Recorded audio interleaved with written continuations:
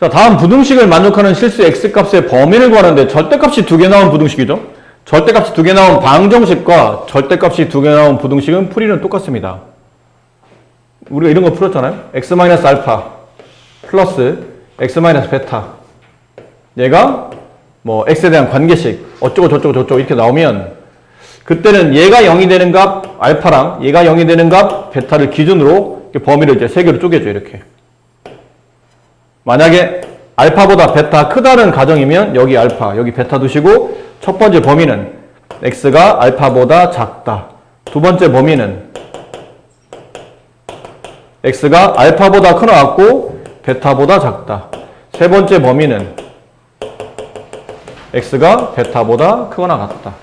뭐 이런 식으로 이제 문제를 접근했어야 되는 거죠. 부등식도 다르지 않습니다. 방정식과 부등식은 풀이법은 동일한데 마지막에 방정식 구할 때 답이 나오면 그 답이 값으로 표현이 되겠죠. x가 뭐 네모, 세모 이렇게 표현되어 있을 때 이 값 중에 다음 주어져 있는 부등호의 방향, 범위를 만족하는 x를 찾아서 얘는 아니고 얘가 답이에요. 뭐 이런 식으로 고르는 거고, 부등식일 때는 답이 값으로 나오는 게 아니고 범위로 보통 일반적으로 나오죠. 그래서 x의 범위가 뭐보다 크다, 뭐보다 작다 뭐 이런 식으로 나올 거라는 얘기죠. 그럼 얘랑의 연립해서 공통 범위를 답으로 찾아주시는 거기 때문에 방정식이나 부등식은 전체적인 풀이는 거의 비슷해요. 마지막에 마무리할 때 값 중에 범위를 만족하는 걸 답을 골라내느냐 아니면 범위와 답의 공통 범위를 답을 쓰느냐의 요 차이만 있을지 전체적인 내용은 똑같다는 얘기죠. 자, 그러면 이 문제도 절대값이 0이 되는 값을 기준해야 돼요. 얘가 0이 되는 값, 얘가 0이 되는 기준해야 되겠죠. 근데 여기서는 x가 2가 나오는 거 금방 알겠는데 이거는 x제곱 마이너스 4x 플러스 12가 0이 되는 x를 기준으로 걔보다 크다 작다로 나눠야 되는데 이거는 계산해보시면 판별식 0보다 작아집니다. 무슨 말이죠? 실근이 존재하지 않는다는 뜻이에요. 그럼 뭐라고 해석해야 되면 실근이 존재하지 않는다고? 그럼 저 좌변을 그래프를 그리면 아래 볼록한 포물선인데 우변은 x축. 얘네 안 만나야 된다는 얘기잖아. 이렇게. 실근이 존재하지 않아야 되니까. 그럼 그 얘기는 주어져 있는 2차식인 x제곱 마이너스 4x 플러스 12의 함수값, 그 함수값 y는 항상 양수이다. 늘 그렇다. 따라서 얘는 늘 양수이기 때문에 절대값은 필요 없다는 얘기예요. 원래 양수니까. 그냥 바깥으로 나올 거라는 얘기지. 이해됩니까? 다 정리해드릴게요, 다시. 첫 번째, 범위를 잡는데 일단 x는 2가 0이 되는 값을 기준하는 거니까 x가 2보다 크나 같다와 그 다음에 x가 2보다 작다로 구간을 나눠야 된다는 거는 우리가 쉽게 이해가 돼요. 근데 이제 저게 문제라는 얘기죠, 이게. 절대관에 들어있는 얘가 기준인데 얘는 이게 0보다 크거나 같다? 아니면 0보다 작다를 해야 되는데 방법은 두 가지. 식으로 표현하는 방법, 그 다음에 그래프를 그리는 방법. 식으로 표현할 때는 x제곱 마이너스 4x 한 다음에 뒤에 완전 제곱식을 만들어서 플러스 4를 끄집어내요. 그럼 뒤에 플러스 8이 붙어야 되죠? 4와 8을 더해 12가 되니까. 그럼 이 식은 x-2의 제곱이 되고 더하기 8이 돼 있어요. 어떤 식을 제곱하게 되면 그 값은 항상 0보다 크나 같죠. 거기다 8을 더했으니까 이 식 전체는 항상 8보다 크거나 같아요. 늘 8보다 크거나 같으니까 얘는 늘 양수가 성립한다는 얘기죠. 이 자체가 8보다 크거나 같다는 뜻은 최소값이 8이야. 나머지 다 8보다 크니까 이건 무조건 양수겠구나. 그럼 따라서 절대값 x제곱 마이너스 4x 플러스 12라는 이 식은 그냥 x제곱 마이너스 4x 플러스 10이랑 같다. 양음을 나눌 필요 없다는 얘기죠. 얘는 이렇게 하는 때는 이유가 뭐냐면 이게 양음으로 나눠지기 때문이지. 2보다 클 때는 얘가 x-2로 나올 테고 2보다 작으면 마이너스 x 플러스 1로 나올 테니까 식이 달라지는데 얘는 달라질 이유가 없다는 얘기죠. 하나밖에 안 나온다는 뜻이에요. 이렇게. 이게 첫 번째 해석이었고 두 번째 해석은 이 부등식이 주어져 있는 이 식이 0을 기준했을 때 0보다 크냐 작냐를 판단해야 되거든요.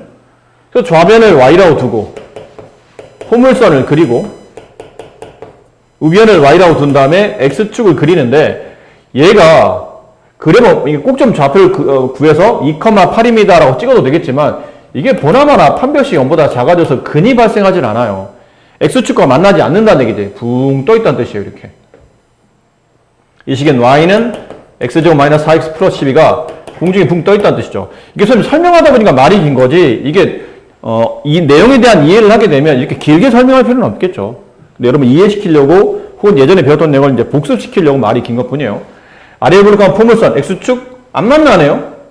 그럼 주어되는 이 포물선이 늘 x축보다 위에 있다는 뜻은 항상 y값이 0보다 크다는 걸 뜻하는 거예요. y좌표 중에 음은 없잖아. 다 양이니까. 근데 y가 얘랑 같거든요. 그러니까 x제곱 마이너스 4x 플러스 12가 항상 0보다 크다. 그러므로 아까 말했던 이거죠. 항상 0보다 크므로 절대값 x제곱 마이너스 4x 플러스 12에서 이 절대값은 의미가 없이 그냥 이렇게 풀려서 나온다는 거예요.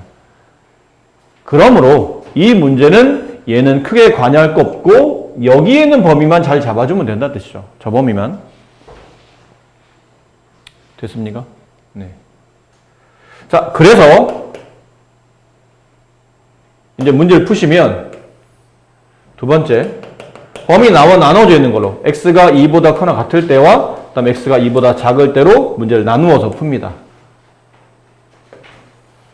그럼 x가 2보다 크거나 같을 때는 얘는 어차피 나오니까요. 그냥 나온다고 그랬으니까 이렇게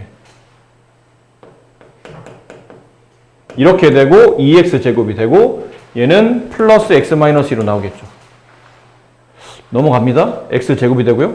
넘어가면 플러스 5x가 되고 넘어가면 마이너스 14가 되고 이게 0보다 작거나 같다가 돼요.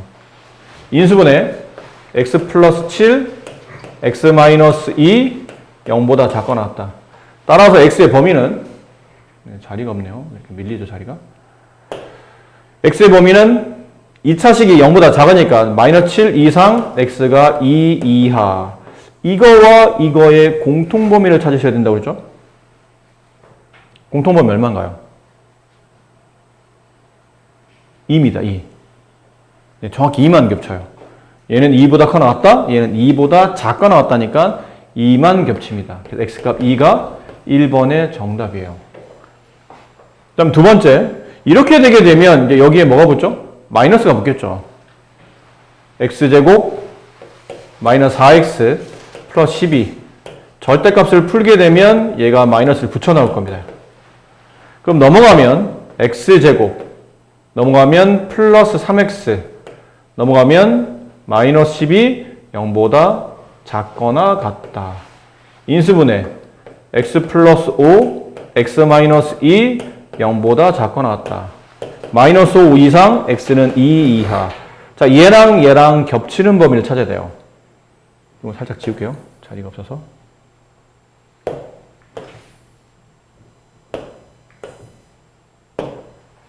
그럼 범위가 마이너스 5 이상 2 이하인데 2보다 작다. 겹치는 범위는 여기가 겹치죠. 근데 2가 빠졌어요. 마이너스 5 이상 x는 2 미만. 이게 답이에요. 근데 이 경우는 1번이 답이 될 수도 있고 2번이 답이 될 수도 있으니까 저 답을 쓰라면 x는 2 또는 마이너스 5 이상 x는 2 미만인데 이걸 붙여 쓰게 되면 네, 여기까지 간다는 얘기죠. 2를 빠뜨렸는데 2가 있으니까 네, 이게 x의 범위가 된다라는 표현이에요. 복소수 할 때 잠깐 배운 적이 있는데 루트가 실수가 되도록 하는 실수 k값의 범위를 구하시오 라고 되어 있죠. 모든 실수 x에 대해서. 근데 루트가 실수가 되려면 루트 안에 들어있는 값이 이렇게 양수면 실수이죠. 예를 든 겁니다. 이거는 루트 안에 0이 들어와요. 실수입니다. 루트 안에 음이 들어갑니다. 허수입니다. 그치? 이해되시죠? 결론은 이 루트에 있는 표현되어 있는 식이 실수가 되기 위한 조건은 저 안에 들어있는 x제곱 플러스 2kx 플러스 k 플러스 10이라는 식이 늘 0보다 크거나 같아야 돼요. 언제? 모든 실수에 대하여. 이 부등식이 항상 성립해야지만 얘가 실수가 성립한다는 거죠. 결론은 무슨 부등식이요? 절대 부등식이에요. 근데 2차식에 대한 절대부등식이 나오면 그래프를 그려야 된다고 그랬잖아. 무슨 그래프? 좌변을 y라고 두게 되면 아래에 볼록한 포물선, 우변을 y라고 두게 되면 x축. 그럼 포물선과 x축의 위치 관계인데 이게 좀 k값 때문에 정확히 어디로 찍히는지 그래프가 어디로 그리는지 모르잖아요.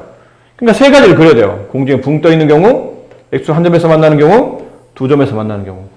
근데 문제 요구하는 말은 어떤 x를 집어넣어도 늘 포물선이 x축보다 크거나 같다는 뜻은 위에 있거나 아니면 접하는 것까지 가능하다는 뜻이니까 이게 정답이에요. 여기까지 간다는 얘기죠. 여기까지. 접하는 것까지 가능하다고 그랬으니까. 같은 것까지 가능하다는 얘기는 x축에 딱 맞닿아도 된다라는 뜻입니다. 이해됐습니까? 그럼 얘는 판별식 0보다 작겠고요. 얘는 판별식 0과 같겠고요. 따라서 문제에서 원하는 바는 판별식이 0보다 작거나 같다를 만족하는 k값 범위를 찾는 겁니다. 누구에 대한 판별식? 이 식에 대한 판별식이에요. 근데 지금 x 앞에 계속 짝수니까 짝수의 판별식 씁시다.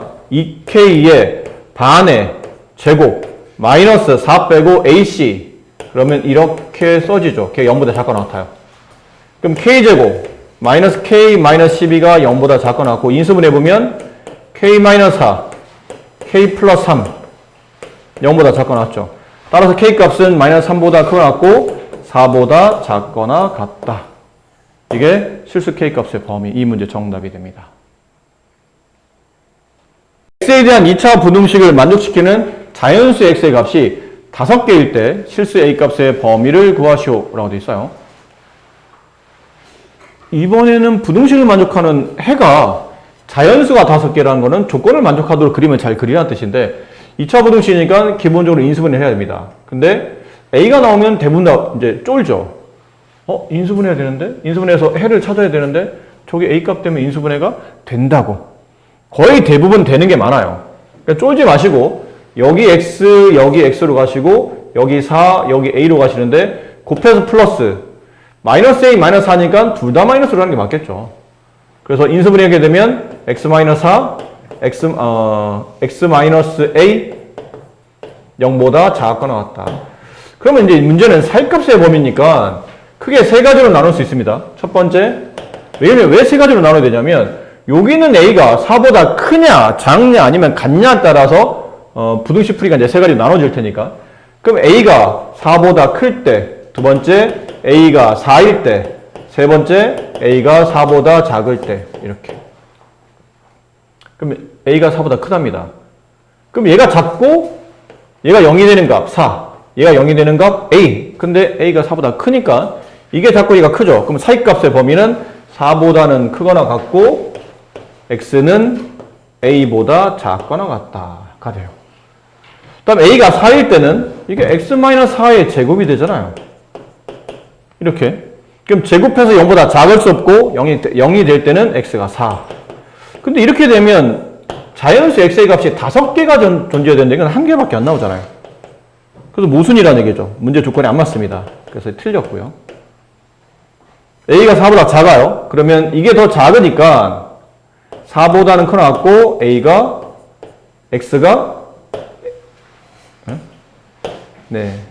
a가 4보다 더 작으니까 a보다 커나갔고 x는 4보다 작거나 같다. 이렇게 되죠.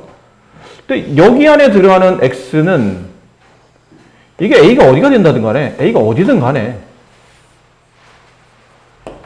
4 있죠? 자연 3 있을 테입니다. 2 있고요. 최대 많이 가면 1까지 가겠죠. 그럼 이 범위 안에 자연수는 몇 개밖에 안 나오죠? 최대 4개입니다. 최대 4개. 근데 답은 5개잖아요. 그럼 이것도 답일 리가 없다는 얘기예요. 얘도 답이 아니에요. 그럼 이거밖에 안 된다는 얘기죠. 이 그림을 그리면 돼요.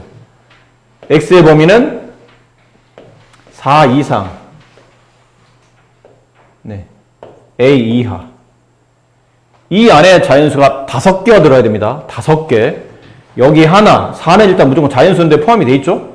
하나, 둘, 5예요. 6, 3개. 7, 4개. 8까지. 그래야 5개가 되죠. 4, 5, 6, 7, 8개. 8까지 해서 5개. 그러면 9는 들어가면 안 되니까 9는 여기 있어야 된다는 얘기예요. 그럼 이건 지울게요. 답이 아니었으니까. 그럼 A의 범위가 나오죠. 8과 9 사이 어딘가 있어야 돼요. 8보다 크고 9보다 작다. 그러면 자연수는 어쨌든 4, 5, 6, 7, 8, 5개 자연수가 저 범위 안에 포함이, X의 범위 안에 자연수 5개가 포함이 됩니다. A가 저렇게 내려오면, 8과 9 사이로 내려오면. 근데 이런 문제 분명히 둘 중에 하나 등을 문다고 그랬잖아요. 항상. 그럼 8로 갔을 때는 만약에 8 이상 A, 이게 만약 답이 나면, 이게 만약 답이 된다면 그림은 이렇게 나와야 된다는 얘기죠. 여기는 고정값이에요. 그리고 A가 내려오는 위치가, A에 내려오는 위치가 8로 내려왔다는 뜻이죠. 그럼 4 있고, 5 있고, 6 있고, 7 있고, 8이 있죠. 이게 색칠되어 있잖아요. 5개, 성립합니다. 근데 두 번째, 8 쪽에 등호가 안 붙고 9 쪽에 붙는다면 그럼 그림은 이렇게 돼야 되죠. 4. 올라가서 내려온 위치가, 그 내려온 A 값의 위치가 9랑 같은 위치에 도달해 있는 겁니다. 이렇게. 그럼 4 있고, 5 있고, 6 있고, 7 있고, 8이 있는데 범위 안에 9도 들어와 있어요. 그럼 자연수가 6개가 되잖아. 이건 아니라는 얘기죠. 그러니까 정답은 여기에 등호가 붙는다. 네, 이렇게. 그래서 이게 A 값의 범위가 된다. 정답은 이게 답이다. 정신 차리시고. 자, X에 대한 2차 방정식, 2차 부등식, 연립부등식이죠. 정수의 X의 개수가 4개가 되도록 모든 자연수 N의 값의 합을 구하시오. 연립부등식이니까 위는 위대로, 아래는 아래대로 따로따로 풀어야 되지 않겠나? 근데 위는 가볍게 인수분해 됩니다. x-3, x-7, 이렇게요. 아래는요? 아래도 인수분해 될 것 같은데요. 어떻게? 인수분해가 x제곱, 마이너스 2, n-1x. 이렇게 문자 나와도 쫄지 말라고 그랬죠? n으로 묶으면 n-2.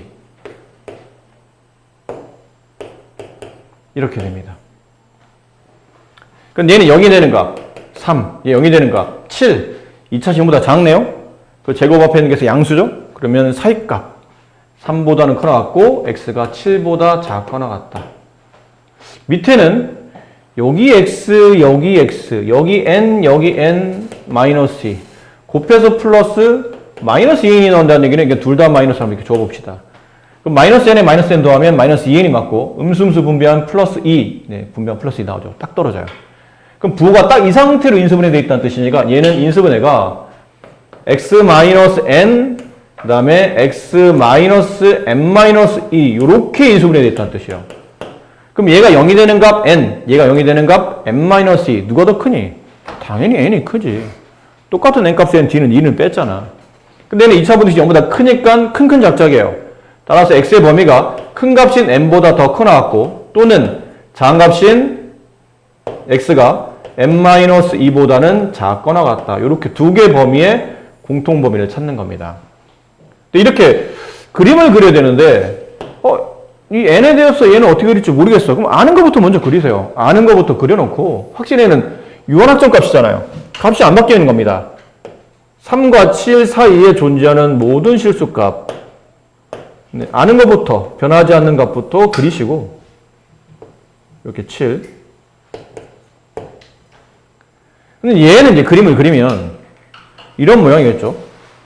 n보다 크거나 같고 n-2보다 작거나 같다. 이런 모양을 양파 벌려가는 이 모양이죠. 이 모양을 여기다 갖다 껴서 정수 x가 4개가 나오도록 만들어야 돼요. 근데 얘를 갖다 껴야 되는데 이게 이제 하나의 미지수가 바뀐 게 아니라 2개가 바뀌다 보니까 이거를 이렇게 좌우로 움직였을 때, 잘 생각해봐. 좌우로 움직였을 때 이렇게 한번 그려드릴까요? 그러니까 이 모양을 이렇게 좌우로 움직이는 거예요. 이렇게 움직이다 보니까 네, 이 표현되어 있는 값이 너무 작나요? 좀 크게 그릴 걸 그랬나요? 좀 크게 그릴게요. 이렇게 n 이렇게 n-2 그러니까 이런 느낌으로 얘가 왔다 갔다 해야 된다는 얘기죠. 이게 왔다 갔다 하는 겁니다. 이렇게 왔다 갔다 하면서 겹치는 범위인데 보이죠? 그 겹치는 범위에 자연수 값이, 정수 값이 4개가 나오도록, 개수가 4개가 되도록 이렇게 움직여 다니는 건데, 이게 움직이는 것도 움직이는 건데, 얘네들의 간격이 2칸이에요, 2칸. 그러니까 2칸씩 벌어져 있기 때문에 이 간격도 조절하면서 움직여야 돼, 이렇게. 그래서 무슨 말을 하고 싶으냐면, 시도도 좋고 생각도 좋으나 이거를 움직이면서 풀기에는 양쪽 범위와 그 사이 간격까지 조절하기 때문에 생각보다 굉장히 까다롭습니다. 이렇게 이거는 그래서야 원래는 선생님 이렇게 부등식에서 그래프로 움직이는 거 많이 하잖아요. 근데 얘는 그래프로 움직이려니까 수직선으로 움직이려니까 좀 복잡해. 그럼 이럴 때는 얘네가 자연수고 얘도 정수니까 이런 케이스는 정수 x의 개수죠. 정수 x 4개가 되도록 자연수 n이 자연수예요. 그림이 어려우면 적당히 숫자를 때려 맞추는 겁니다. 자연수니까. 그치? 이게 만약 실수, 그러면 때려 맞추지 못해요. 근데 자연수, 이게 숫자 몇 개 집어넣으면 당연히 답이 되는 게 있고 안 되는 게 있을 거라는 얘기지. 무한히 답이 나오진 않을 거야, 이게. 그래서 이런 경우는 적당히 때려 맞추는 게 오히려 이해하기 더 빠를 수도 있어요. n에 1 집어넣어 보세요. 여기 n에 1 집어넣어요. 그럼 여기 안에는 자연수, 위에 있는 범위는 x값, 위에 있는 x의 값은 어차피 지금 우리가 정수만 찾을 거잖아. 얘랑 겹치는 정수 찾는 거니까요. 이 위에 있는 정수는 3, 4, 5, 6, 7 이렇게 5개죠. 됐니? 얘들아? 좀 표정 굉장히 귀여웠어. 아주 그냥. 눈 파야 되나? 눈을 안구적철해야 되나? 오늘? 안구적출하는 날인가? 자, 밑에 거 보세요. n에 1 집어넣습니다. 어쨌든 우리는 정수만 찾으면 되니까요. 1보다 큰 정수. 1, 2, 3, 4, 5, 6, 7, 8 이렇게 가겠죠. 여기다 이제 1 집어넣으면 x가 마이너스 2보다 작은 정수. 근데 어차피 마이너스 1보다 작은 정수니까 마이너스 1, 마이너스 1 갈 텐데 이건 의미가 없잖아요. 어차피 얘랑 겹치는 걸 찾는 거니까. 근데 겹치는 걸 찾다 보니까 이렇게 겹쳐요. 몇 개죠? 5개입니다. 그럼 n은 1은 안 된다는 얘기죠. 그치? 그래서 위에는 x값 하나는 고정시켜 놓고 이렇게 3, 4, 5, 6, 7 고정시켜 놓고 이제 n에다 이제 2를 집어넣어요. 여기다 2 집어넣으면 2 이상. 그럼 2 이상이면 여기 답도 4 되잖아. n에 2 이상이니까 2, 3, 4, 5, 6, 7, 8, 9, 10 하다 보니까 다 겹치잖아요. 그럼 얘도 안 되겠죠. 그럼 n에 3 집어넣으면 3 이상, 3, 4, 5, 6, 7 다 들어가잖아요. 이것도 안 되겠네요. 그럼 n에 4를 집어넣으면 그때부터 잘 보셔야 돼요. n에 4를 집어넣으면 4, 5, 6, 7만 겹치죠. 4 이상, 4, 5, 6, 7, 8, 9, 10인데 얘만 겹칠 때고 근데 여기다 4 집어넣어야 돼요. 4 집어넣으면 2 이하. 여기서 2 이하가 겹치는 건 없잖아. 그렇지? 얘는 되는 거예요. n이 4가 되는 거야. 그럼 n이 5가 되면 5, 6, 잘 봐야 돼. 5, 6, 7. 3개밖에 안 나오죠. 그치? 근데 답이 4개잖아. 그럼 답이 아닌가? 했는데 n에 5를 집어넣으면 위에 있는 거는 3개 겹쳐요. 근데 아래로 5를 집어넣으면 3 이하. 그럼 3이 겹쳐. 이해됐니? 요거는 위에서 n이 5 이상 하다 보면 5, 6, 7 이렇게 3개 겹쳐요. 근데 밑에다 n을 5를 집어넣으면 3 이하니까 3 이렇게 해서 몇 개 겹치죠? 4개. 얘도 대비되는 거예요. n이 6 집어넣습니다. 6 집어넣으면 위는 6 이상, 6, 7이 겹치죠. 2개. 밑에다 6 집어넣어요. 그럼 4 이하. 여기서 4 이하랑 겹치는 거. 3, 4. 얘도 4개네? 답이 됩니다. n에 7을 집어넣으면 7 이상 겹치는 게 7밖에 없죠. 여기다 7 집어넣으면 5 이하 3, 4, 5 네 됩니다. 4개. n에 8 집어넣으면 8 이상과 얘가 겹치는 건 없죠. 근데 여기다 8 집어넣으면 6 이하 3, 4, 5, 6 이게 됩니다. n에 9를 집어넣으면 위에는 겹치는 게 없어요. 아래는 9 집어넣으면 7 이하 7, 6, 5, 4, 3, 5개. 안 되죠. 그럼 따라서 될 수 있는 n값은 4, 5, 6, 7, 8까지. 그들이 합을 계산하시오. 그러니까 이렇게 합치면 20, 30이 정답이 되죠. 그들의 합은 30이더라. 이거 오히려 아까처럼 부등식을 움직이면, 그림을 움직이면 생각보다 굉장히 짜증납니다. 일일이 다 색칠하고 여기 들어가 뭐든 찾아야 되기 때문에. 근데 처음에는 좀 헷갈리긴 하는데 몇 번 넣다 보면 이런 규칙성이 있는 문제이기 때문에 처음부터 하다 보면 이제 이건 되고 이건 안 되고 이제 금방금방 계산이 돼요. 이렇게 찾는 게 오히려 이 문제를 더 유리할 수도 있다라는 거죠. 치료 잘 받으시고 어디 아프시면 꼭 병원 가시고. x에 대한 2차 방정식 두 근 중 적어도 하나는 양수가 되도록. 이거 좀 많이 이상하죠? 이런 건 했었어요. 두 근이 모두 양수. 이런 건 했었죠. 그럼 두 근이 만약 알파 베타로 둔다면 두 근이 모두 양수가 되기 위한 조건은 알파 플러스 베타 값이 양수가 돼야 되고 알파 베타 두 근의 곱도 양수가 돼야 되고 단 얘만 가지고는 안 되죠. 근데 예를 들었잖아요. 알파가 1 플러스 i, 베타가 1 마이너스 i. 둘을 더해도 양수, 둘을 곱해도 양수인데 이건 실수가 아니잖아. 그래서 판별식으로 조건을 잡아줘야 돼요. 판별식이 0보다 커 나왔다. 등호로 왜 붙는 겁니까? 서로 다른 두 실근인가, 그러니까 실근인 건 알겠는데 이거 등호 왜 붙죠? 그러면 두 근이 모두 같다 다르단 말이 없으면 두 근이 같을 수도 있기 때문에 등호를 붙여야 되죠. 이렇게 세 가지를 모두 다 만족해야 두 근이 모두 양수라는 조건을 배웠죠. 두 근이 모두 음수이면 여기 부호만 반대로 바뀌죠. 다음 두 근의 부호가 다르다. 그러면 판별식 안 써도 되고요. 합은 잘 몰라서 못 쓰고요. 두 근의 부호가 다르면 양인지 음인지 누가 더 큰지 모르니까 특별한 조건이 주어지지 않으면 두 근의 부호가 다르다. 그러면 얘만 쓸 수 있었죠. 이건 잘못, 여기가 아닌가요? 네. 이건 항상 양수고 두 근이 모두 양수이면 합쳐서 양수. 두 근이 모두 음수이면 합치면 음수. 여기가 좀 양음이 바뀌는 겁니다. 두 근이 모두 양음일 따라. 근데 두 근이 모두 음수가 되면 이거밖에 없어요. 이렇게 해서 우리가 문제를 풀었는데 이런 말은 해본 적이 없어요. 적어도 하나는 두 근 중에 적어도 하나는 양수. 풀이법이 이건 직접 다 나열해서 풀어도 되는데 그렇게 되면 너무 세분화가 되기 때문에 네, 경우의 수나 확률 배울 때 적어도 조건 있죠. 여사건 할 때 그걸로 하시면 돼요. 그러니까 전체 실수 범위 안에서 이 뒤에 반대 사건을 빼는 겁니다. 뒤에 반대 사건의 범위를 빼내요. 근데 뒤에 반대 사건이 뭐냐면 두 근 중에 적어도 하나는 양수다의 반대는 두 근 모두 뭐죠? 음수이다.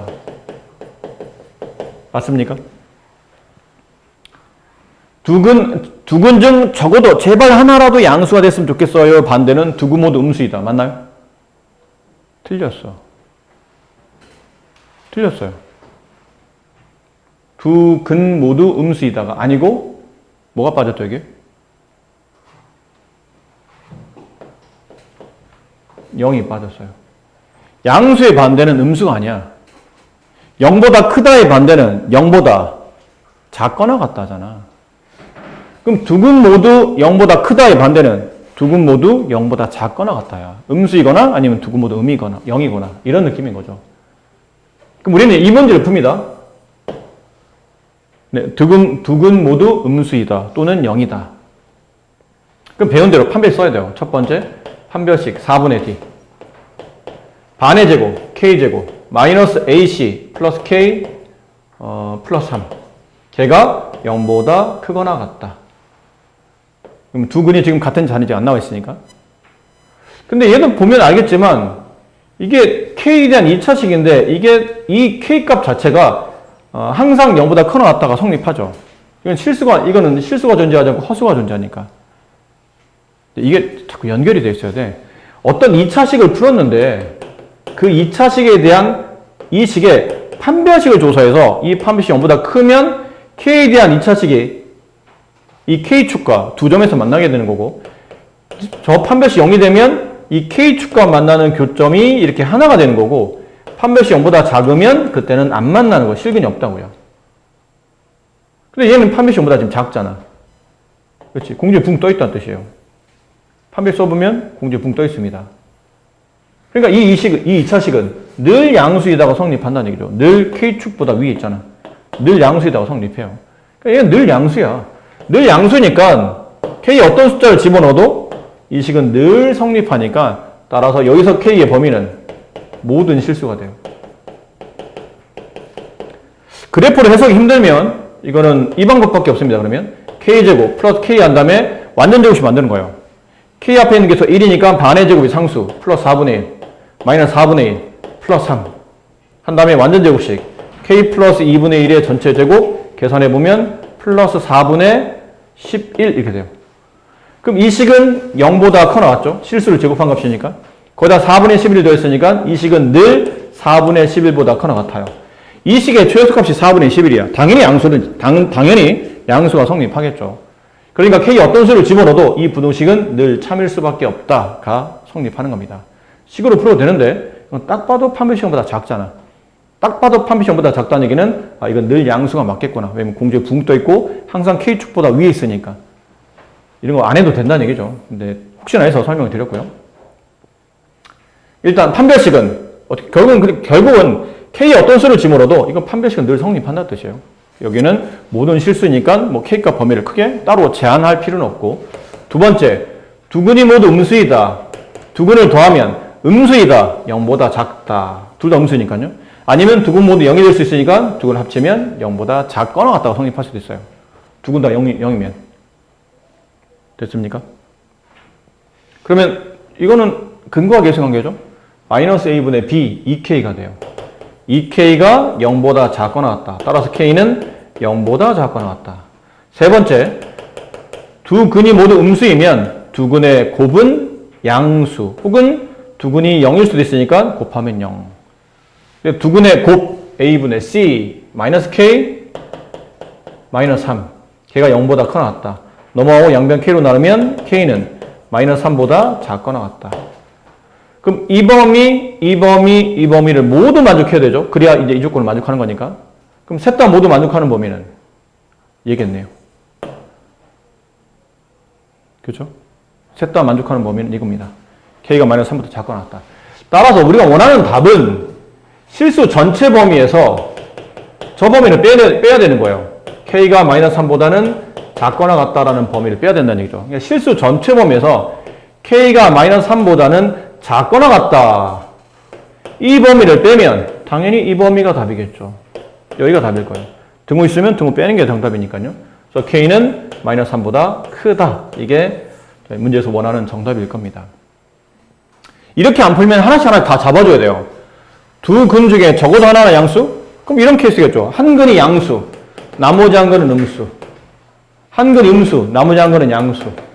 한 근이 음수, 나머지 한 근은 음수. 적어도 하나는 양수니까요. 한 근이 양수, 나머지 한 근도 양수. 근데 이것만 있는 게 아니에요. 한 근이 양수, 나머지 한 근은 0. 이것도 잡아줘야 되거든. 이거는 뭐 같은 조건이라 하더라도 이거 세 개를 다 잡아줘야 됩니다. 그래야 적어도 한 근은 양수가 성립하기 때문에. 됐니? 그럼 너무 많이 풀어야 되잖아. 근데 이렇게 풀고 그냥 범위에서 빼내면 되는 거죠. 빼낸다는 느낌은 그냥 이 범위를 뺀 나머지 범위니까 부등호 반대, 등호 있으면 등호 붙이고, 등호 없으면 등호 빼주고 이렇게 하면 되는 거니까요. 이게 더 쉽지 않을까라고 생각하는 겁니다. 18. 이게 실근의 위치 관련된 문제였죠. 실근의 위치. 2차 방정식의 실근의 값을 알려주지는 않습니다. 근데 대략 여기 정도에 놓입니다라는 위치를 판단해서 문제를 푸는 형태죠. 근데 2차 방정식이 두 실근 알파, 베타 있는데 걔가 이 범위 안에 존재한답니다. 근데 근이라는 게 근이 x축과 만나야 근이 발생하는 거죠. 근데 우리가 앞쪽에서 두 근이 모두 1보다 크다, 두 근이 모두 어떤 상수보다 크다, 작다라는 문제가 나오려면 실근을 만들기 위해서 강제로 판별식을 끄집어 내려야 돼요, 포물선을. 야, 너 x축과 만나야 돼. 그러면서 이렇게 끄집어 내려야 되는데 얘는 그럴 필요 없다고 그러잖아요. 근이 존재할 수밖에 없는 조건이 두 개 근이 있다면 그 근이 이렇게 돼 있어야 된다는 얘기잖아요. 이렇게 돼 있어야 된다는 얘기예요. 이 두 근이 어쨌든 두 실수 사이에 끼게 만드는 방식은 두 실근이 존재할 수밖에 없어요. 그렇죠? 얘보다는 크고 얘보다는 작으며 얘보다는 크고 얘보다 작아야 되잖아요. 두 실수 사이에 근이 끼게 만들어야 되는데 실수 사이에 끼는 숫자는 실수밖에 없거든요. 그러니까 이건 보나마나 판별식은 당연히 성립할 때니까 생략하는 거고요.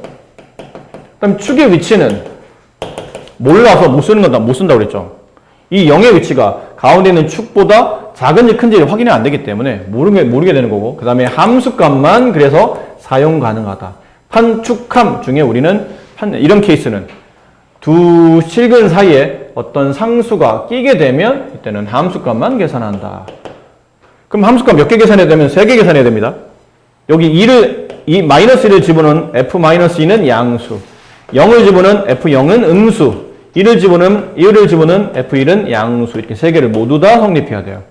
그래야 딱 이 그림이 완성이 되어 있으니까. 그럼 f가 뭐죠? 이게 f죠 뭐. 저기다 마이너스 2 집어넣어요? 그러면 8, 마이너스 6, 플러스 k, 마이너스 1. 걔가 양수. 그래서 k의 범위는 마이너스 1보다 크다. 0 집어넣으면 휙휙 없어지고 k-1이 음수. 따라서 k는 1보다 작다. 세 번째, 1 집어넣으면 2 더하기 3 플러스 k-1. 얘가 0보다 크다. 따라서 k는 마이너스 4보다는 크다. 자, 셋 다 만족하는 범위가 어딘가요?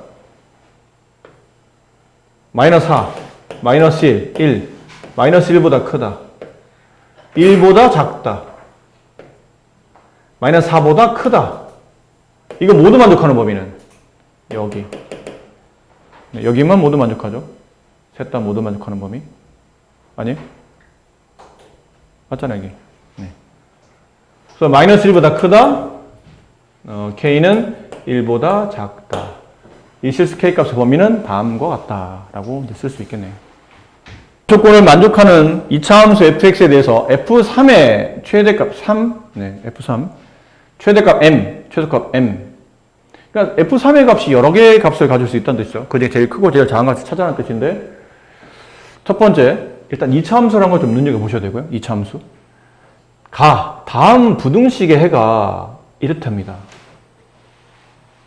좀 이상하지 않나요? 보통은 이렇게 나오잖아요. fx가 뭐보다 작거나 같다. 2차식이 0, 이거 2차식이라고 했으니까요. 2차식이 0보다 작거나 같으면 사이값. 그럼 근이 알파, 만약에 베타가 있다고 치면 요 가운데 누가 들어가냐면 얘가 들어가요. 당연히 얘가. 이거에 대한 부등식을 푸는 거니까. 이렇게 들어간다고. f, k가 0보다 작거나 같아. 근데 그 범위를 구해봤더니 알파, 베타, 근의 양쪽 끝값이야. 그럼 당연히 누구의 범위냐면 당연히 k의 범위를 구한 거겠죠. 그럼 f 네모가 0보다 작거나 같아요. 알파, 베타 이제 근이 되고 그 사이에 네모가 들어가는 겁니다. 근데 이거 좀 이상하잖아. f 4분의 1 x가 0보다 작거나 같아요. 그럼 이 답은 4분의 1 x가 어디보다 크거나 같으며 어디보다 작거나 같다. 이렇게 나와야 된다는 얘기야, 범위가. 그래야 이 부등식 해를 구했다고 말할 수 있겠죠. 됐지? 근데 보통 답은 이렇게 안 주지, 당연히. 왜 안 줘요? 모양은 이렇지만 x에 대한 부등식을 푸는 거니까 답은 x의 범위를 찾아줄 거 아니야. 그러니까 답은 보통 이렇게 나온다는 얘기예요. 하지만 우리가 원하는 꼴은 이 꼴이라는 얘기죠, 이 꼴. 이 꼴이 돼야 이게 만약 ft가 0보다 작거나 같다. 그러면 t의 범위는 네모보다 크거나 같고 세모보다 작거나 간단하게 표현이 된다는 뜻이죠. 결국은 이게 잘못된 건 아니야. 부등식이 복잡해도 해를 구할 때는 이렇게 복잡한 부분에 대한 해를 구하진 않고 이 안에 들어있는 미지수 x의 범위를 구하는 게 일반적인 답이니까 이거는 자연스럽게 잘 표현되어 있는 겁니다. 다만 내가 이렇게 착각하면 안 된다는 뜻이에요. 이렇게 나와 있는 거 가지고 범위 양쪽 끝값? 얘네가 근이래. 알파가 마이너스 7, 베타가 9. 그럼 그거 가지고 2차식을 작성하는 거니까 이 2차식은 저 2차식은 이렇게 되어 있을 거야. x 플러스 7, x 마이너스 9. 이렇게 되어 있을 거야. 선생님, 제곱비교수 얼마인지 모르니까 a 붙여야 되는 거 아닙니까? 그러니까 이렇게 돼 있을 거라면 틀린다고요. 이렇게 풀면 안 된다고. 이건 다시 말하지만 x의 범위고 얘는 여기가 나와 있잖아요. 4분의 1 마이너스 x. 따라서 범위는 x로 구하는 게 맞지만 이 식에 대한 양쪽 끝값을 마이너스 7과 9로 근을 간다고 생각하시면 답이 틀린다는 얘기예요. 그럼 어떻게 잡아야 됩니까? 이게 네가 만약 이 부등식 자체를 찾고 싶다면 얘가 답은 이렇지만 요 모양이 x가 아닌 이 모양에 대한 범위로 나와야 돼요. 이 모양에 대한 범위로. 아까 잠깐 예를 보여드렸던 그런 느낌대로 f, x 1 이상 이런 느낌? 그럼 f, k 1 이상 k가 2 이렇게 해야 되는 거거든요. f, 3t 그럼 3t가 1 이상 이렇게 돼야 되는 거예요. 이해됐니? 근데 우리가 t의 범위를 이 부등식의 범위를 구하시오 그러면 t 범위를 구하지 3t 범위를 구하지는 않잖아. 양변에 3을 나누게 되면 이렇게 된다는 뜻이에요. 이렇게. 알겠니? 근데 이 t의 범위를 보고 이게 범위 양쪽 끝값이니까 저식 f3t는 아마 t-3분의 1, t-3분의 2 이렇게 돼 있겠지라고 쓰지는 않는다고. 3t의 범위를 구한 게 이 답이고 걔를 좀 더 문제의 복권에 맞게 t로 환원한 게 이 모양이지 이 범위 양쪽 끝값을 보고 3t가 이렇게 생겼을 거라 생각하면 안 된다는 얘기예요. 아셨어요? 3t는 여기다 3을 붙여서 3을 곱해서 이렇게 만들고 그래서 얘는 범위 양쪽 3t의 범위 양쪽 끝값은 얘네가 아니고 f3t의 양쪽 끝값은 얘는 이렇게 돼 있다는 게 맞다는 얘기예요. 이렇게 돼 있는 겁니다. 이렇게. 여기 제곱 앞에 있는 계속 이렇게 붙여주고. 그래서 이게 f3t가 되는 거예요. 무슨 말인지 알아들으시겠습니까? 너무 당연한 얘기인데 못 알아듣는 것 같아서 약간 나도 모르게 답답하게 여러분이 잘못했다는 건 아니고 이건 당연히 알아들어야 되는 건데 약간 눈빛들이 순간 왜? 이런 표정인 것 같아서 이걸 왜 못 알아듣지? 라는 생각에 나도 모르게 좀 마음이 답답해져서 그랬는데 그런 표현이에요. 그런 표현. 그럼 말은 이렇게 해는 이렇게 나와 있지만 실제로는 이 범위 4분의 1-x의 범위를 구한 값을 정리하고 x의 범위를 구한 게 이 답이었다는 얘기예요. 아셨죠? 근데 이 부등식을 찾고 싶으면 f4분의 1-x를 찾고 싶으면 이게 x의 범위가 아닌 다시 거꾸로 올라가서 이런 모양에서 찾아내야 된다는 뜻이지. 그래서 가를 이 식에 맞게 변형합니다. 근데 x 앞에 음수 붙었죠? 양변에 마이너스를 곱해요. 그럼 마이너스 9 이상 마이너스 x는 7 이하가 되고 그러다 1을 더해야 되죠? 그럼 마이너스 8 이상 1 마이너스 x는 8 이하가 되고 이걸 양변 4로 나누겠죠? 그럼 마이너스 2 이상 4분의 1 마이너스 x는 2 이하가 됩니다.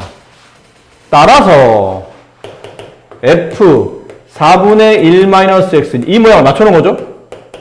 이 부등식은 얘를 해로 간다 뜻이에요. 이 모양 마이너스 2랑 2를 해로 갖는 2차 부등식이니까 x 이거죠? 이 2차 부등식 f 4분의 1 마이너스 x는 모양이 이렇게 생겼을 거란 얘기예요. 이렇게 해를 갖게 될 거란 얘기지. 그래야 마이너스 2랑 2를 사이로 갖는 해가 나타날 거란 얘기죠. 이해하셨어요?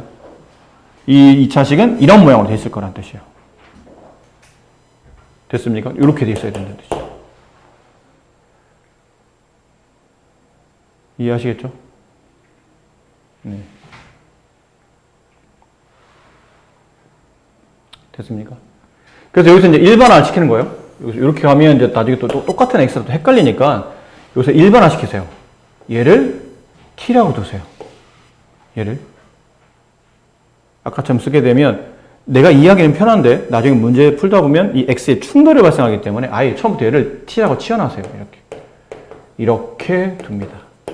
그럼 쟤도 뭘로 바뀌냐면 ft로 바뀌어요. 이렇게. 그럼 ft가 0보다 작거나 같다의 부등식 범위가 이렇게 나온다는 뜻이에요. 그럼 따라서 ft는 식이 이렇게 만들어진다. a 가로 t 플러스 2 t 마이너스 2 이렇게 나온다는 뜻이에요. 아셨어요? 그래서 ft는 a 가로 t제곱 마이너스 4 이렇게 됩니다. 그러고 난 다음에 자연스럽게 우리는 식을 t로 풀 게 아니고 x로 풀 거니까 자연스럽게 t를 그냥 x로 바꿔놓으면 돼요. 이렇게. 그러면 당연히 이렇게 되겠죠. 이렇게 됩니다. 아셨습니까? 이게 fx예요. 다시 흐름을 봅시다. 흐름을. x의 범위를 구한 건 맞는데 어차피 부등식의 범위는 x의 범위를 구하는 거니까. 하지만 이 식을 찾고 싶으면 가운데는 x가 아닌 얘를 풀어서 이렇게 나왔을 테니까 원래는 이 범위를 구하는 게 아니고 이 범위를 구해놨을 거라는 얘기죠. 얘에 대한 범위를 구해놓으면 이렇게 돼 있었을 텐데 이거를 풀고 정리하다 보니까 이렇게 답이 나왔던 거야. 근데 다시 이 2차식을 찾고 싶으면 x가 아닌 이렇게 4분의 1-x의 범위로 만들어놔야 이걸 정확하게 2차식을 작성할 수 있다는 뜻이에요. 그래서 이 모양을 맞추려고 하다 보니까 여기에 이 모양대로 음수 곱해주고 1 더해주고 양변 4로 나눠줬더니 얘가 나왔어요. 그렇죠? f 4분의 1-x가 0보다 작거나 같다의 범위를 구하면 이렇게 답이 나온다는 얘기야. 근데 계속 이걸 써대니까 치기 좀 복잡하기도 하고 머리가 어지러워요. 그래서 치환을 한다고 생각하면 돼요. 그냥 얘를 t라고 두자. 복잡하니까. 그럼 얘도 t가 되겠지. 그래서 ft가 0보다 작거나 같다의 범위는 이렇게 나온다는 뜻이죠. 그럼 ft가 이런 범위를 갖게 되려면 얘네가 범위의 양쪽 끝값이 해가 되는 겁니다. 그럼 해가 되기 위해서 t 플러스 2와 t 마이너스의 근을 갖도록 인수분해가 되어야 될 것이고 얘를 전개하면 ft는 이런 모양. 하지만 우리는 ft를 구하는 게 아니고 fx를 구해야 되기 때문에 t 자리 대신 x를 대입하면 이렇게 관계식이 들어간다는 뜻이죠. 가를 풀면 fx 정체는 이 정도까지 나올 수 있다는 뜻이에요. 그래서 가를 풀어서 만들어낸 정체는 fx가 a 가로 x제곱 마이너스 4 이렇게 되어 있을 거다라고 예상 가능하다는 뜻이죠. 그리고 이제 쓰는 거죠. ax 제곱 마이너스 4a 얘가 2x 마이너스 3분의 10보다 크나 같으니까 이거 넘겨요. 넘어가면 마이너스 2x 플러스 3분의 13보다 크나 같다. 언제? 모든 실수 x에 대해서 항상 부등식 성립. 이것도 절대 부등식이죠. 그럼 절대 부등식 이제 차수대로 좀 써줘야 돼요. ax 제곱. 근데 이거는 그냥 쓰게 되면 이게 3이 좀 헷갈리잖아. 양변에 3을 곱합시다. 3 곱하면 3ax 제곱. 여기 3 곱하면 마이너스 6x. 3 곱하면 플러스 13. 여기도 3 곱하면 마이너스 12a. 이렇게 돼 있어요. 이 식이 항상 성립하는 절대 부등식이야. 근데 아까 말한 2차식이니까 여기서 a 값은 0이 되면 안 됩니다. a는 0이 아니에요. 됐죠? 자, 이제 2차식에 대한 절대 부등식을 풀어요. 그럼 뭐하라고 그랬냐면 2차식에 대한 절대 부등식이면 x축과 포물선의 관계입니다. 근데 어디로 블록한지 모르겠네요. a 값에 따라서. 그럼 총 이건 6개를 그려야 돼요. 얘, 6개.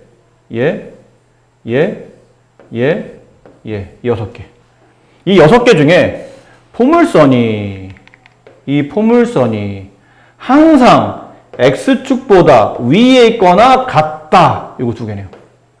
많이 했었죠, 우리가 지금.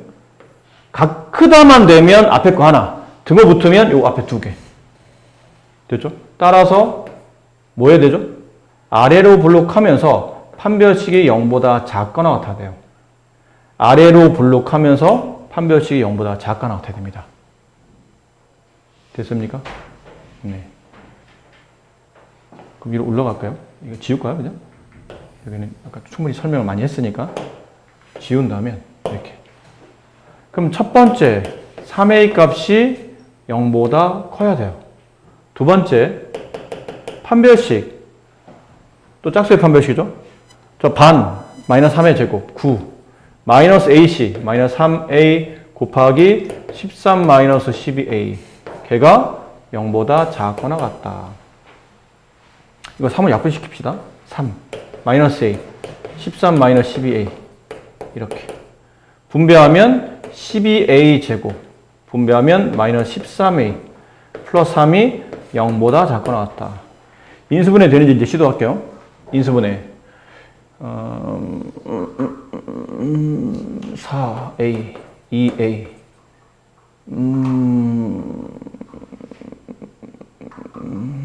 2인가 봐요.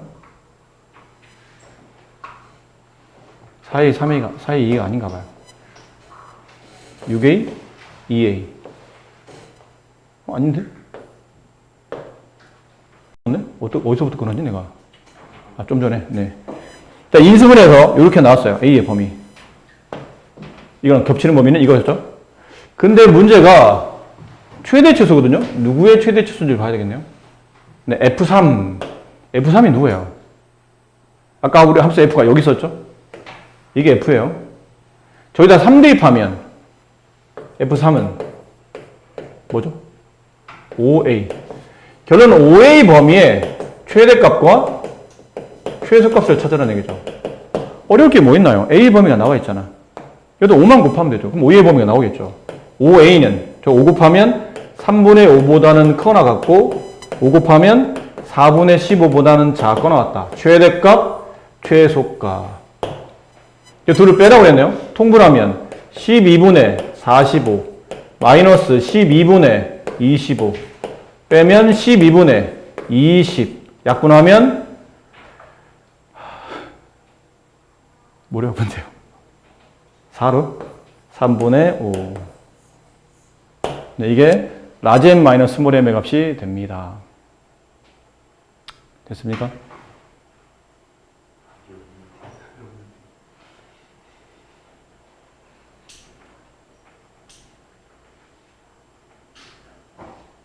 왜? 25예요. 20이네요. 여기다 4를 곱했잖아요. 여기다 5를 곱했죠. 네, 20. 그럼 여기가 25. 약분 안 되네요. 이게 답입니다. 12분의 25. 네.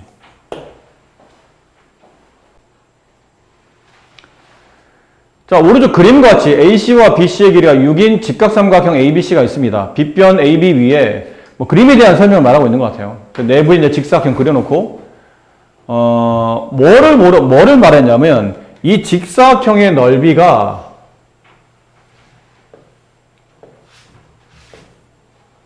삼각형 APR 위 거를 말해요.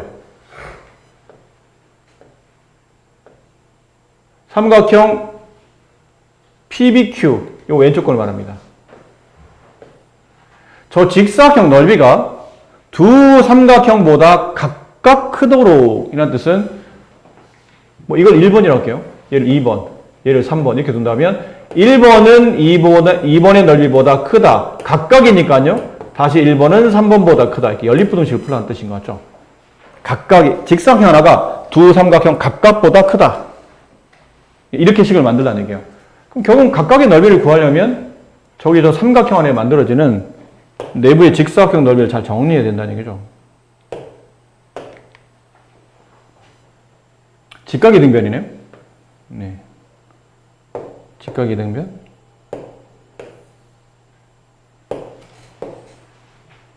근데? 자, 직각이등변. 여기가 6이에요. 이쪽도 6이고요. 내부에 이렇게 직사각형을 그립니다. 아이고. 이렇게 직사각형을 그려요.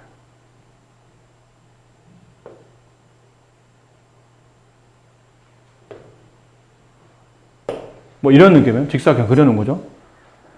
직사각형 넓이를 구하려면 가로, 세로를 계산해야 되잖아요. 가로를 x라고 둡시다.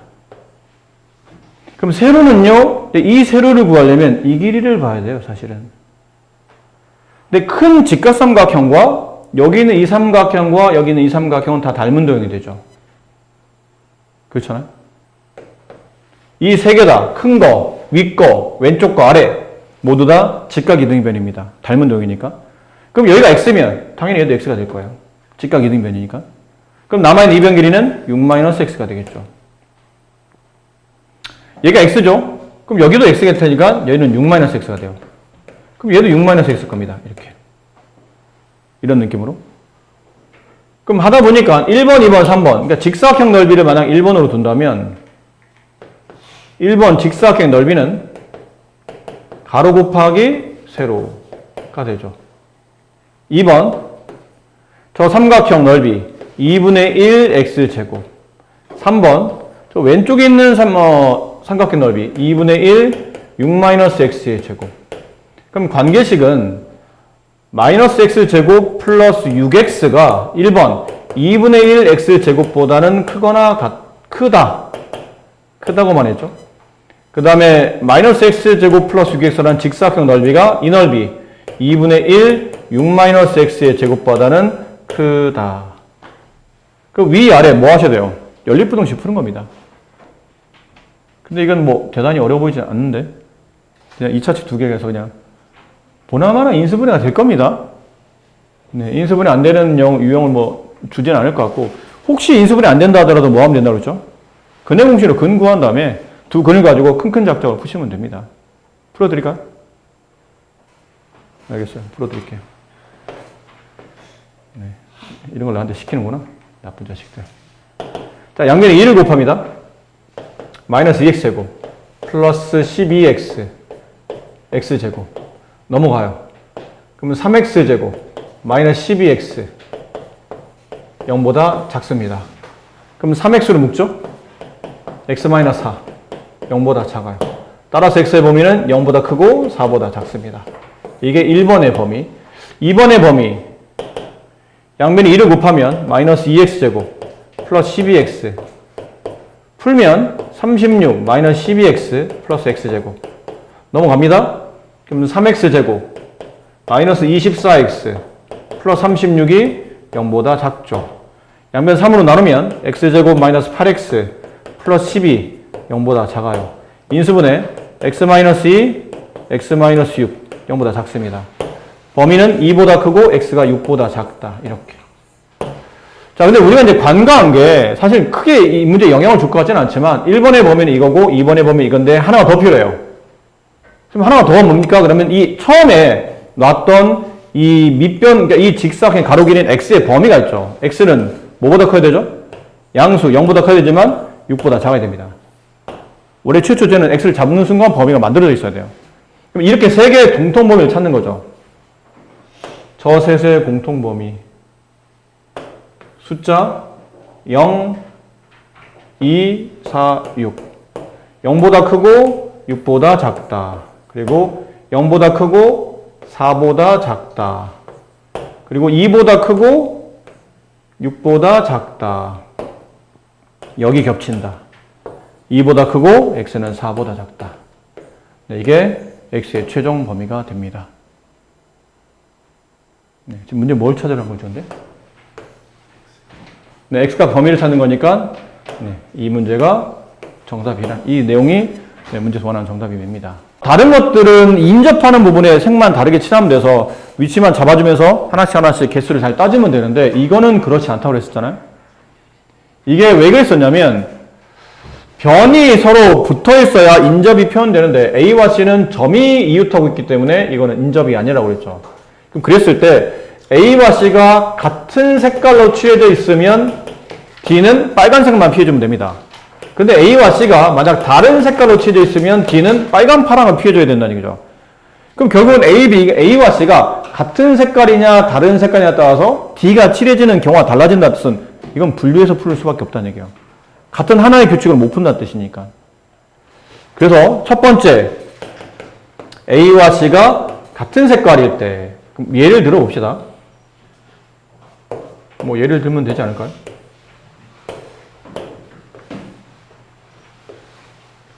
A에 그냥 내가 예를 들어 빨간색을 칠했어요. 예를 든 겁니다. 그럼 이렇게 예를 들려면 미리 경우의 수를 잡아줘야 됩니다. A에다 우리는 A, B, C, D 순으로 칠할 생각이니까 A에 칠할 수 있는 경우의 수는 몇 가지입니까? 그러면 네 가지겠죠. 그 네 가지 중에 빨간색을 선택했다고 가정한 겁니다. 빨, 파, 노, 초 중에 A에다 빨간색을 칠했어요. 그럼 B는 빨간색 못 칠합니다. 그럼 B에 칠할 수 있는 색까지는 세 가지. 그럼 이 파, 노, 초 중에 하나, 파를 칠했다고 칩시다. 그럼 이건 G다. D가 아니고. C에 칠할 수 있는 경우의 수는 몇 가지예요? C에 칠할 수 있는 경우 몇 가지죠? 아이고, 헛소리들 하시네. C는 뭐밖에 못 칠해요? 같은 색깔 칠한다는 뜻이잖아, 이 말이. 빨간색 칠하겠다는 얘기야. 그럼 몇 가지밖에 없어요. 한 가지밖에 없는 겁니다. 강제성을 띠는 거죠. C는 무조건 빨간색을 칠합니다라는 약속된 이제 문제였으니까요. 그럼 D에 칠할 수 있는 색깔은 몇 가지예요? 결국은 빨간색만 피해주면 돼요. 양쪽에 빨간색이 있으니까. 그게 다시 3가지예요. 24가지. 두 번째는 A와 C가 다른 색깔을 칠했다는 가정입니다. 그럼 다른 색. A에다 빨간색을 칠했어요. 그러니까 처음부터 이제 경우의 수를 잡아야 된다고 했죠. A에 칠할 수 있는 경우 수는 4가지. 빨간색 칠했다고 칩시다. 경우부터 잡고 예를 드는 거예요. 그래 이해가 빠르니까. 그 다음은 B에 칠할 수 있는 색깔은 탄호초 중에 하나, 3가지. 파란색 칠했다고 칩시다. 근데 C예요. C에 칠할 수 있는 색깔은 옆에 있는 파란색 칠하면 안 되지. 인접하잖아. 그리고 A랑도 다른 색깔이에요. 파란색 칠하면 안 되고 A에 있는 빨간색 칠하면 안 된다고 했으니까 색칠을 선택할 수 있는 경우의 수는 2가지요. 노초밖에 없어요. 그럼 2가지 중에 하나 선택했겠죠? 노란색을 칠했다고 칩시다. 그럼 D에 칠할 수 있는 경우의 수는 빨로만 피하면 돼. 2가지. 빨로 얘는 2 피하고 얘네 둘을 칠할 수 있는 거니까 2가지. 됐습니까? 48가지. 근데 이것도 답이 될 수 있고 이것도 답이 될 수 있고 이건 동시가 안 되죠. A, C가 같은 색깔인 동시에 다른 색깔일 수는 없잖아. 그럼 이렇게 될 수도 있고 이렇게 될 수도 있으니까 경우의 수는 합의 법칙이에요. 24 플러스 48. 그래서 72가 문제에서 원하는 정답이 됩니다. 네. 24가 맞아요. 마음이 급하다 또 내가 지금 좀 이따 할 말이 있어서 49, 36 빨리 하고 이것 좀 얘기해야 될 게 있어서 네, 자꾸 미안합니다. 36 플러스 48 얼마예요 그러면? 84 가지가 전문돼요. 84가지 알겠니? 4가지? 네, 앞에 있는 부분 연습 문제 중단 연습은 다 푸시고 이거는 잠깐 그냥 맛보기라 생각하시면 돼요. 다음 수업에 할 때 이걸 집중적으로 설명할 테니까. 중학교 때 여러분들이 이게 수열이라는 단어를 안 배웠었어요. 이런 거는 한 적 있었죠. 우리 반 학생이 A, B, C, D 5명 있어요. 이 5명 중에 회장 1명과 부회장 1명을 뽑을 생각이에요. 그럼 뽑을 수 있는 경우의 수를 구하시오. 그러면 어쨌든 2명 뽑겠다는 얘기잖아요. 2명. 그럼 이 5명 중에 2명을 뽑습니다. 근데 여기는 회장 자리, 여기는 부회장 자리 이런 느낌이죠. 그럼 회장을 뽑을 수 있는 경우의 수는 뭐 5명 중에 아무나 1명 뽑을 테니까 5가지. 부회장은 4가지. 근데 이거는 회장 뽑는다 또는 부회장 뽑는다가 아니잖아. 회장 뽑으면 부회장 못 뽑는 게 아니거든요. 회장 뽑고 동시에 부회장 뽑아야 되는 거기 때문에 고배 법칙이에요. 20가지가 정답이에요. 이게 순열이야. 이게 순열이에요. 이거 중학교 때 배웠던 걸 본다면. 근데 이거 말고 이런 거 있었죠. 대표 2명 똑같은 2명 뽑는데 아까는 직접 구분이 되는 2명이었고 이번에는 직접 구분이 안 되는 2명입니다. 그럼 이번에는 여기도 대표, 여기도 대표라는 얘기죠. 그럼 이 20가지 어쨌든 대표 2명 뽑으나 회장 2명 뽑으나 각각 뽑을 수 있는 케이스는 처음에 회장에 올 수 있는 케이스 5가지. 예를 들어 A를 뽑았다 칩시다. 부회장에 올 수 있는 케이스 4가지 중에 그럼 B를 뽑았다 칩시다. 이런 케이스.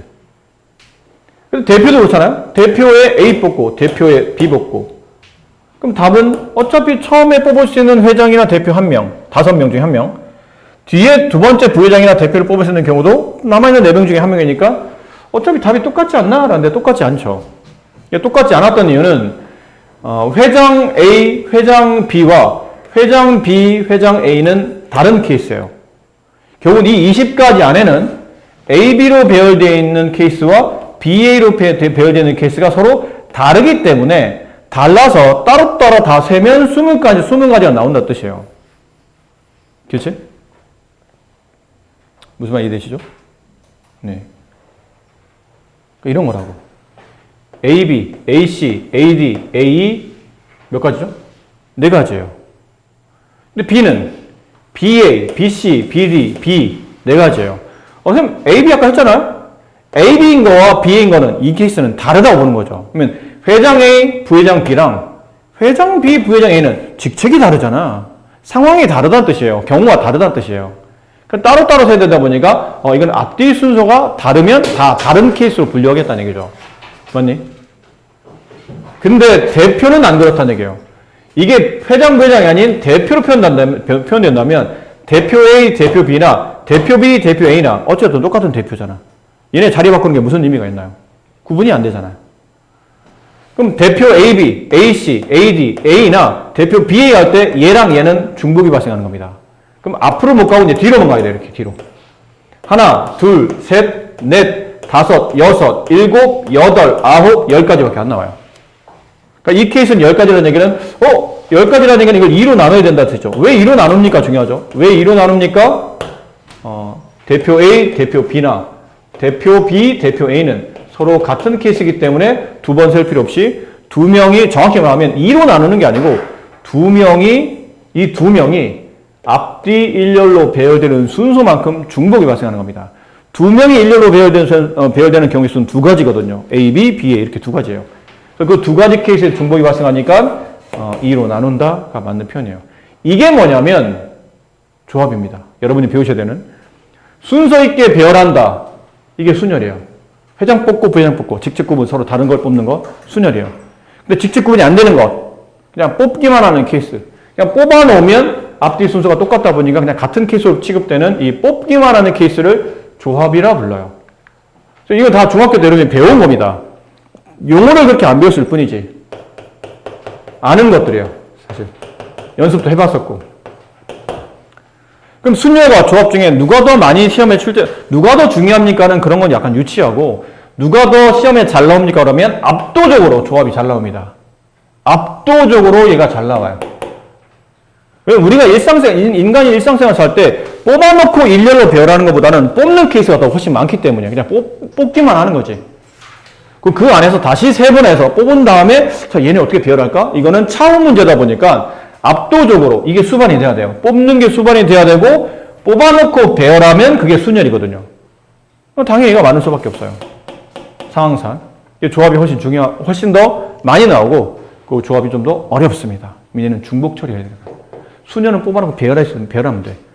근데 배열한 게 좀 귀찮긴 하지만 배열하면 돼. 근데 얘는 중복이 발생해서 중복이 어디서 발생하는지 파악을 해야 되기 때문에 그게 쉽지 않다는 얘기죠. 아셨습니까? 다음 시간은 순열과 이제 다음 시간 이제 수업할 때 이제 느낌이 와야 돼. 그럼 선생님 순열을 공부하다 보면 그 순열 안에 조합이 있는 거 아닙니까? 맞아요. 순열 안에 조합이 있어요. 그래서 순열에 대한 이해를 잘 하시면 조합은 그냥 거저먹는 거라 생각해요. 개념은 그래. 반 거저먹는 거야. 하지만 이제 문제를 풀다 보면 개념은 그렇지만 막상 문제를 풀다 보면 이게 순열인지 조합인지 구분을 잘 못하는 케이스도 많고 또 중복 처리할 때나 또 문제 유형에 따라서 풀이법이 조금씩 다르기 때문에 이 단원이 절대 쉬운 단원이 아니라는 거죠. 확률 통계에서 확률이 쉽다라고 착각하는 분이 많다고 그랬잖아. 근데 실제로는 쉽지 않아요. 확률 통계는 어려운 파트입니다. 다만 상대적으로 미적에 비해서는 좀 쉽다는 것 뿐이죠. 미적이 워낙 할 게 많아서 얘는 어렵다는 느낌보다는 워낙 할 게 많아. 그래가지고 수학을 좀 못하는 친구들은 미적까지 가려면 상당히 많은 수학적 어려운 내용들 거쳐가야 되거든요. 근데 확률 통계는 그 중간에 안 거쳐도 돼. 그냥 일로 봐봐. 네 생각해봐. 왜 공부하다 보면 방정식 하면 뭐 해야 돼요? 함수하죠. 함수하면 또 그래프 해야 되고 부등식 해야 되고 얘네는 다 한 사이클이야. 이렇게 막 한 사이클 뺑 이거 하면 이거 해야 되고 이거 하면 이거 해야 되고 이거 하면 이거 하다 보니까 얘네도 연결되고 막 서로 뻗쳐가지고 서로 연관을 맺다 보니까 머리가 복잡해. 사실 할 것도 너무 많고. 근데 우리 교과 과정에 보면 방정식 배우면 뭐 함수 배우고 뭐 부등식 배우고 문자식 배우고 뭐 이런 거 다 하잖아요. 근데 얘네는 교과서에 보면 교과서에 거의 한 4분의 3을 차지해요. 근데 딸랑 하나 있는 게 뭐죠? 확률. 완전 별개잖아. 그러니까 미적은 이걸 다 할 줄 알아야 된다는 얘기예요. 상당히 포괄적인 범위를 다 할 줄 알아야 중1, 중2, 중3, 고1, 고2까지 쫙 이런 것들을 계속 반복적으로 난이도와 단원을 높여가면서 공부하다 보면 최상에 뭐가 있냐면 미적이 있어요. 근데 얘는 그럴 필요 없는 거죠. 그냥 확률만 알 줄 알면 바로 얘랑 별개 없이 얘랑 별개로 이걸 바로 할 수 있다 보니까 학생들이 그 학습적 부담이 좀 적을 뿐이야. 하지만 쉬운 단어는 아니에요. 다음 시간에 다시 순열 조합을 확실하게 또 설명드릴 텐데